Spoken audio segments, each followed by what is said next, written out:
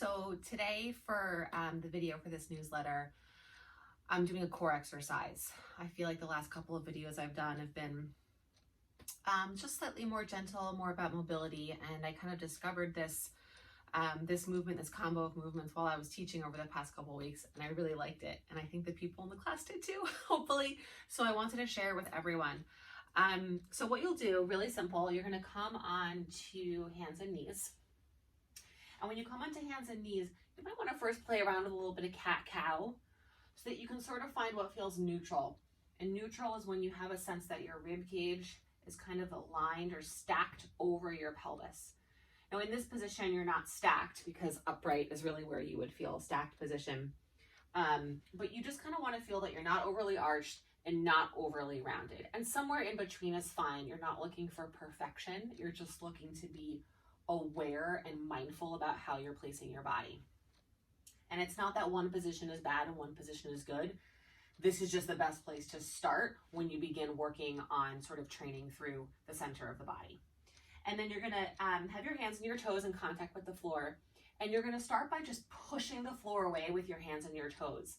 And this might be what you do with this exercise. This is a lot of good work here. It's isometric work, and it turns on the whole front of the body, and you can even add in a little bit of isometric dragging where the hands and the knees draw towards each other, and then the hands and the knees try to slide away from each other, and that will sort of change the area of emphasis.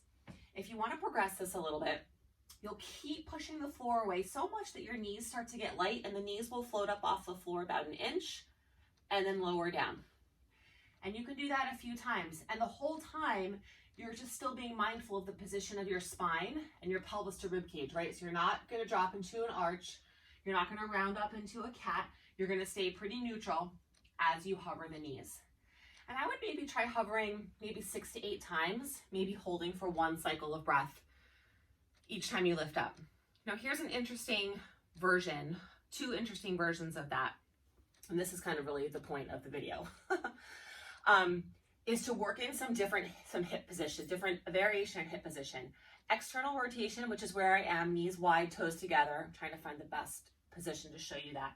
Everything else still applies. You push away, and again, you can do this here without even lifting and just hold on the ground isometrically if that feels like enough work for you. Or you can push away so much the knees let you hover the knees. This is totally different work through the legs, the hips, and the core.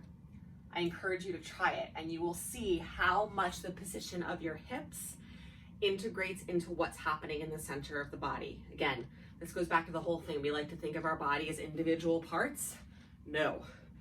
This is a great example of how what your hips are doing totally affects what you feel through the center of the body. The other version of this is internal rotation. So my knees are spinning in, my legs are spun out wide. Same thing, you're pushing the floor away with the hands and the toes. You can work this isometrically. This one is awesome because you can also kind of squeeze the legs together and get a lot of inner thigh activation. And then if you want, you can again hover the knees, hold, and lower. And again, you can move in and out. You can try each one maybe 6 to 8 times. This is also going to build up strength in the wrists and the forearms and the shoulders. It's a core exercise, but it's really the whole body.